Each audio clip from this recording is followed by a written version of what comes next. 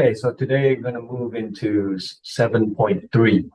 The fighting continues. We're coming up to the midpoint of the Civil War here, talking about events in 1862 and 63. And as you progress through the slides, you'll see the different topics: the military draft, Lincoln suspending habeas corpus, the description of the Battle of Fredericksburg, the Siege of Vicksburg, the death of Stonewall Jackson, and Lee's decision to go ahead and invade the North. So these are the slide content, and then at the very end is a recap of all the major battles between the beginning of the Civil War, where Fort Sumter is attacked, all the way through July of 1863 with Gettysburg. So we'll come back to all this, and let me just go through some of the slides in more detail, but use these slides to help you keep up with your notes. So at the beginning of the war, the military, the Union had the advantage in numbers. Okay, the Union clearly had more enlisted men who were ready to serve, but we get to the midpoint of the war and both sides end up having to institute a military draft. And what is a draft? The draft is required service as established by the government, military service. So you can see the terms of the draft for both sides. On the Confederate side, you're required to serve 3 years for all men between the ages of 18 to 35. Union forces required all men between the ages of 20 to 45 to sign up. Now, the draft was required legally. So anybody who received a letter in the mail requesting that they show up for the draft was legally bound to do so. But what both governments end up doing is providing a way for people to buy their way out of service, so to say. The Union says that if you pay a $300 fee, you will be able to avoid the service. On the Confederate side, it is a higher fee. It's a $500 fee, but you could also enlist somebody else to serve in your place. So a family member, or even a slave, if you somehow were able to convince a slave to serve on the Confederate Army in your place. On the Confederate side, slave owners who had more than 20 slaves were exempt. Okay, and what ends up happening is because of this fee that is provided, which allows people a way to get out of the draft, who do you think is actually able to afford this type of fee? We're only talking about those who are rich. Okay, and what this emphasizes is that there is a wealth gap. And this gap only serves to create bitterness between the upper class and the lower class on both sides. Okay, there are draft riots in New York up north. There's rioting in the Confederacy. And what this is frustration on the side of those who were lower income families, who felt that because of this wealth gap, this created an unfair situation.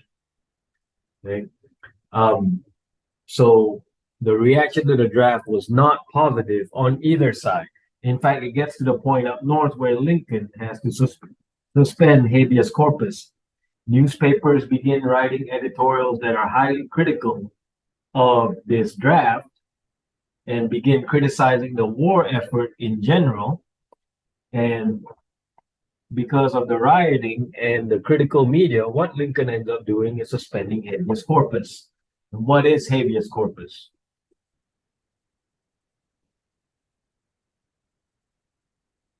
So the writ of habeas corpus is a legal concept. If you think back to studying about the Bill of Rights, these are the rights that are due to you, assuming you are charged with any type of crime. Due process, right? What do? You get the right to an attorney. You get the right to a trial. Okay, things like that. Well, what ends up happening is Lincoln suspends habeas corpus. Why does he do this? He does this for two primary reasons, as listed here. He wanted to ensure security for military operations. That's the official reasoning. And then one of the underlying reason is to silence opposition, especially from newspapers that has become very critical. Remember, this is the pre-internet age, right? So there's no TV, no radio, no internet, no social media, none of that. Only way people are getting their information is through the newspapers. And because newspapers were now becoming critical of Lincoln, Lincoln felt that he needed to take this action to prevent anti-war sentiment building up in the Union. Okay. Um, Side note over here, remember Chief Justice Roger Taney, he's the Chief Justice who issued the Dred Scott ruling, um, perhaps the worst Supreme Court ruling ever. But on this case, he's actually doing the constitutionally correct thing to do here. He challenges Lincoln's action, okay, citing that he was an overstep of presidential authority. And what is this? This is an exercise of checks and balances, right? This is how our government keeps each other in check so that no one branch becomes too powerful. So you have the judiciary, Supreme Court, stepping up, saying the executive branch is basically doing too much. Well, Lincoln cites Article 1 of the Constitution, which he argues gives him absolute authority in a time of war. And so Lincoln is able to suspend habeas corpus. So politically, what we can see is happening in the North during the war is that there is a lot of turmoil going on. Just because, we know today in history that the North won the war, the Union was able to preserve the United States and defeat the Confederacy. It does not mean that everything was smooth sailing for the Union side. 1862, there's another major defeat for Union forces at Fredericksburg. Confederates attacked from the high ground on the hills of the Rappahannock River. So the Confederates attacked from the high ground, and they're able to ambush Union troops as they're trying to set up a floating bridge to cross the Rappahannock. The Union suffers heavy losses here. And again, this shows yet another example of how the Union is struggling to deal with the proficiency, the ability of General Lee. Okay. Now we get to the siege of Vicksburg. Now, Vicksburg is especially important as we move deeper into the Civil War here. So if you recall the Anaconda Plan, one of the primary goals was to gain control of the Mississippi River. Why? To do so as a supply route and to also divide the Confederate States into half. So the Union campaign begins with Admiral Farragut capturing the city of New Orleans, and they begin traveling upriver, and they get to Vicksburg, Mississippi. Now, the thing about Vicksburg is that it was a city that had a lot of high cliffs overlooking the river. So the Confederacy, because they had that high ground, is able to defend easily against direct attack from the river. So what ends up happening is General Grant performs basically an end-around move. If the Union, here's Vicksburg right here. Well, let's use a different color. Here's Vicksburg right here. If Union forces are unable to attack by the river because of the high cliffs and the Confederates holding the high ground, Grant decides that they're going to land south of Vicksburg and begin marching inland. And you can see the direction of the Union forces marked by the blue arrows here. And what ends up happening is they take the city of Jackson, which is the capital of Mississippi, and then they start progressing westward towards Vicksburg. Now, this makes it very difficult for the Confederates to defend Vicksburg for one primary reason. I'll pull up the picture for you right here. All of the cannons at Vicksburg were pointed out towards the river. The Confederates did not expect an invasion from land from the east side. So all of the cannons are pointing westward. Meanwhile, Union soldiers are marching in from this side. And because the cannons are dug in, they're not able to turn the cannons around to help defend Vicksburg. So what ends up happening is Union forces are able to establish a siege of Vicksburg, where they completely surround the city for several weeks.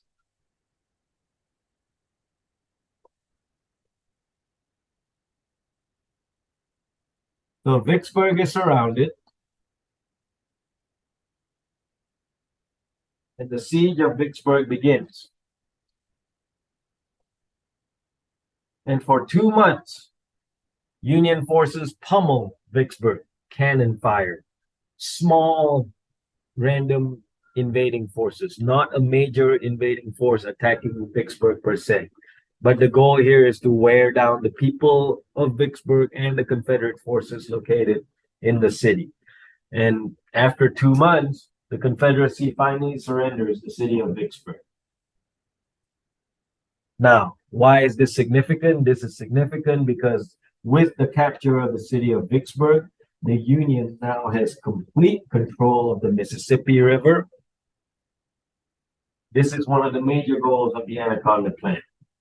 Okay, and so with the capture of the Mississippi River, the Union forces control this major supply and transportation route.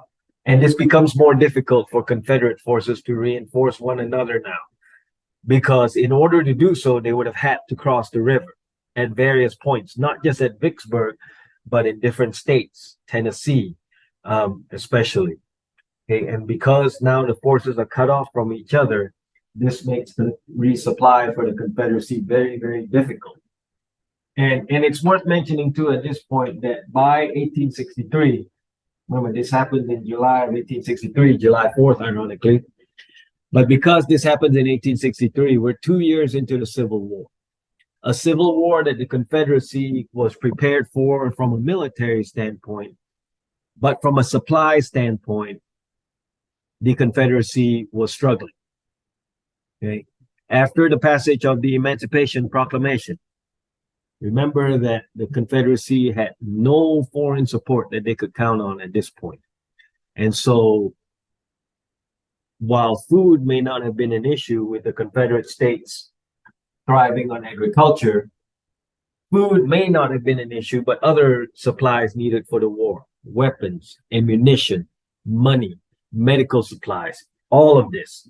Not to mention that as Union forces were marching through the southern states, they were destroying plantations as well and freeing the slaves, as per the Emancipation Proclamation. There is a major blow to the Confederacy. Stonewall Jackson is accidentally shot by one of his own men during the Battle of Chancellorsville, and he ends up dying from pneumonia. Remember that gunshots wound themselves were not necessarily the main killer during the Civil War or the cause of death, but it was typically any type of illness or infection caused by during the recovery period from gunshot wounds.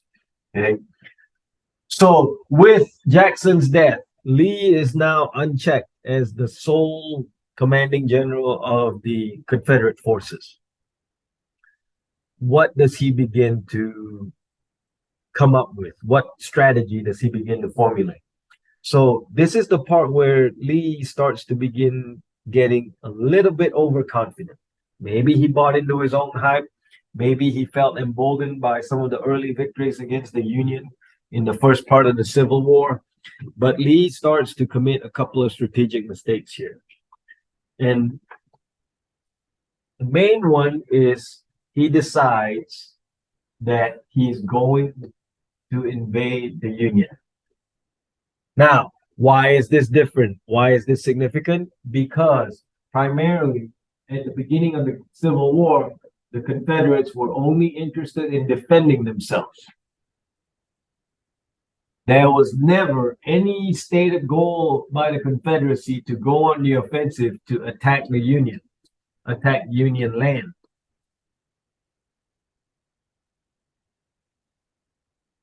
So basically what Lee is saying now is he's going to take the battle to the north. Okay. Why so? Well, again, part overconfidence on his part, but also because supplies. Right? What type of supplies? Weapons, ammunition, food, clothing, medical supplies. Shoes. They even needed shoes. Confederate soldiers were even reduced to fighting barefoot in some battles. Okay. So the Confederacy is not getting any support from other countries because of the Emancipation Proclamation. And so Lee decides to cross over into the north. In June of 1863, Lee's forces cross into Pennsylvania from Maryland. So this is officially now the Confederacy is in Union land and beginning an attack of the North. Lee's strategic mistake here. What did he overestimate? He overestimated public support for this. 2 years of war, 2 years of bodies piling up, 2 years of land being destroyed, 2 years of cities being bombed and houses being burned down. People were getting war weary.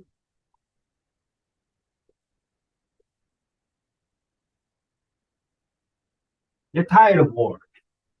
Okay. And with no end in sight, people's support for the war was starting to dip. Lincoln faced this issue as well. Right.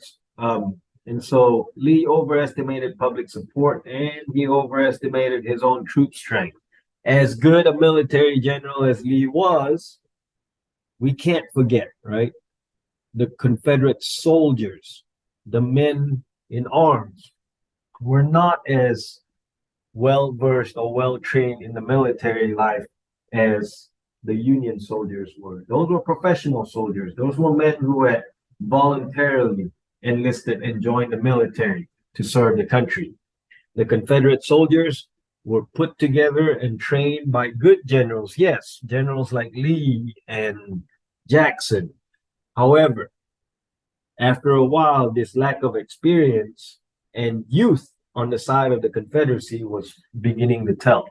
And we're going to see this moving forward when we move into the next sections of instruction. Okay. So this is the end right here. I'm going to pause right here with this decision by Lee to go ahead and invade the North. Like I said, there's a recaps of the major battles here. And so I'll keep this on the slide as well for you, just as a quick reference. But this is it as far as 7.3, with the main significant points being the draft, Lincoln's unconstitutional actions, Vicksburg, and Lee's decision to invade the North.